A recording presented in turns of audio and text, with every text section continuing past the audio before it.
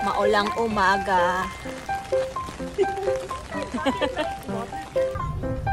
Kinkaku Temple, Park, Arashiyama Park. Thus, this is Fushimi Inari Shrine. River, water, food, and Okay, so nandito na kami ngayon sa Nara Park. Ang lamig. Hindi ko na-expect ganito kalamig. Kasi dapat, spring na nila eh. So, ayan, may stopover muna kami sa toilet. Pero hindi ko kailangan muna. Okay, so medyo nagkaaberya pa kaninang umaga dahil hindi masyadong organized yung pagpapasakay sa bus. Meron silang listahan ng mga pangalan pero hindi mo alam kung aling bus yung sasakyan mo unless titingnan mo yung listahan nila. Eh, sobrang dami ng tao. So, obviously, nagkagulo pa. Ayun. Kaya, hindi kami nakaalis on time. At ngayon, hinihintay ko yung dalawa kong kasama dahil nag-CR. Hindi pa rin lumalabas. So, ito yung group namin ng mga magpupunta dito sa Nara Park.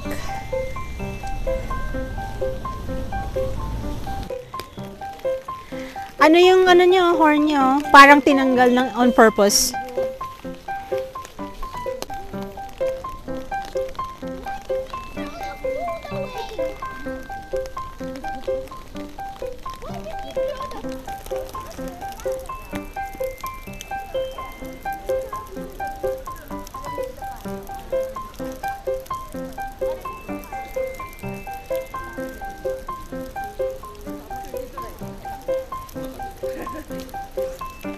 Ganda nung paligid dito sa park na to eh. Oh. Panggulo lang tong traktora. Ano pa to? Excavator.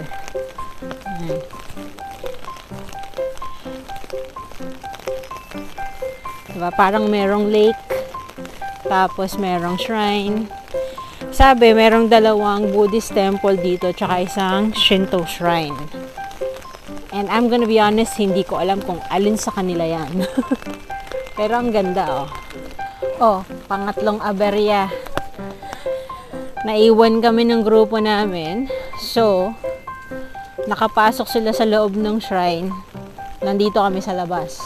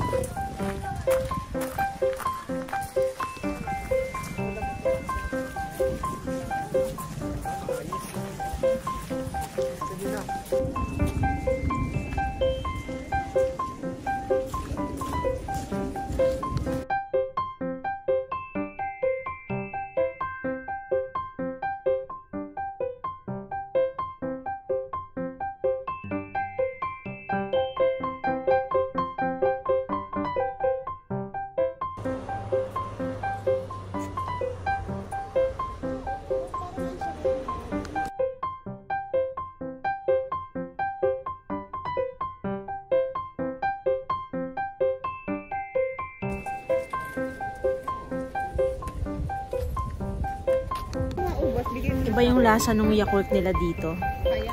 Hindi kagaya ng Yakult natin sa Pilipinas. Hindi ko alam kung bakit, pero iba siya.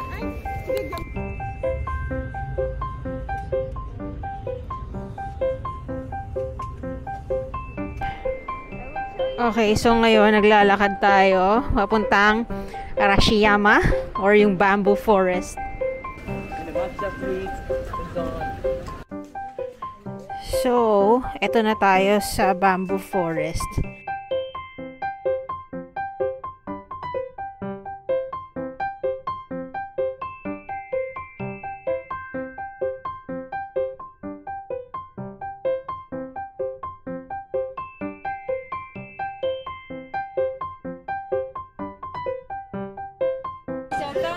決めたら前にどうぞ。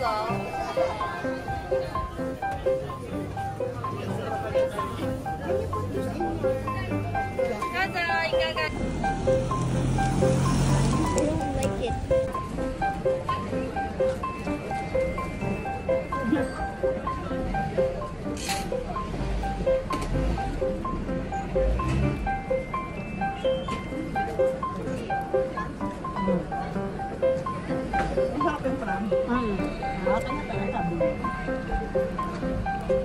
Tunay na lang o fake crab? Buang fake. Giant chicken.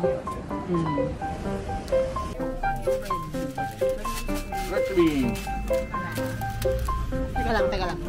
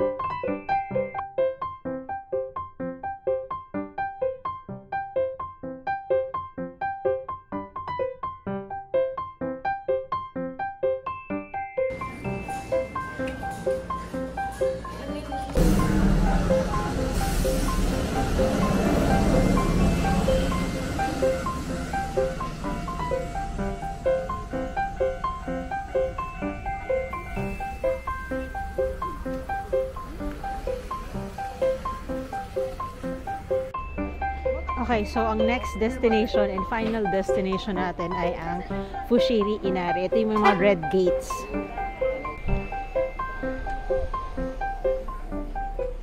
Ano, maraming ganyan dun sa pupuntahan natin.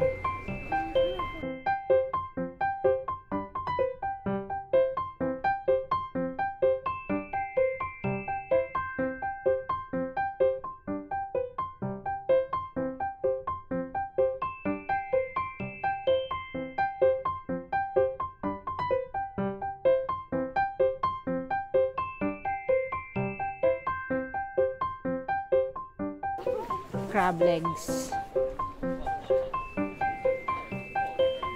Uy, Wagyu.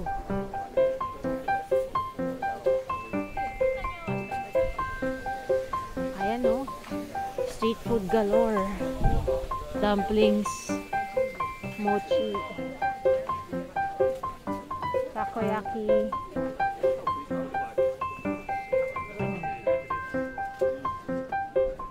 Yung mga mochi.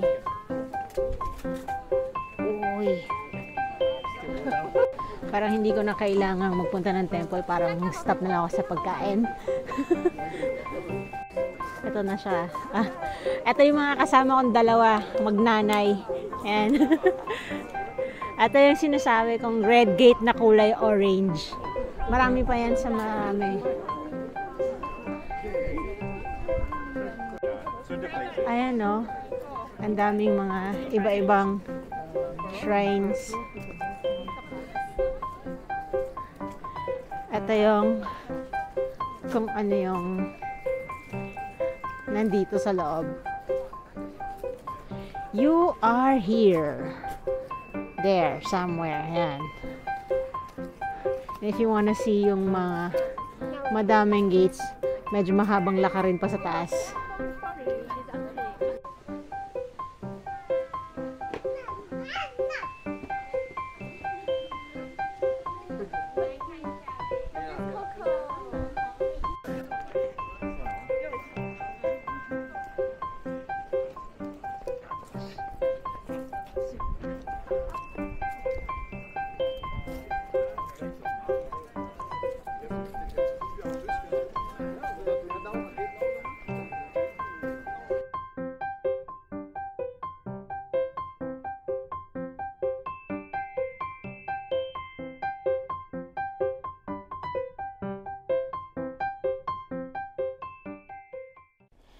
Okay, tapos na ang araw. Dumaan ako sa ang tawag dito, Family Mart, at bumili nitong, hindi ko alam kung anong tawag dito, pero lagi itong binabanggit ni JM. So sabi ko, try ko nga. Umaga pa lang, ayan o, basa pa rin siya. Natuyo na nga halos dahil buong araw ko siyang suot. So, syempre, first of all, maliligo ako at lalabhan ko yung sapatos ko kasi kader-der siya. So, nakita nyo naman siguro sa mukha ko yung pagod. Magpapahinga na ako ng konti tapos maliligo.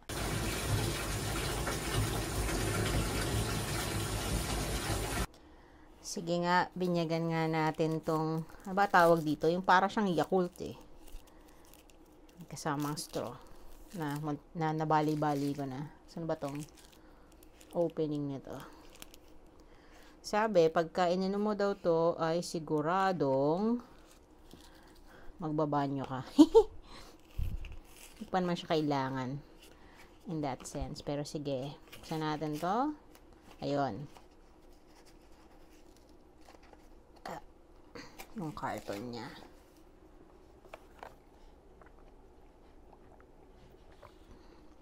Ay, ito ang kilala kong Yakult na lasa.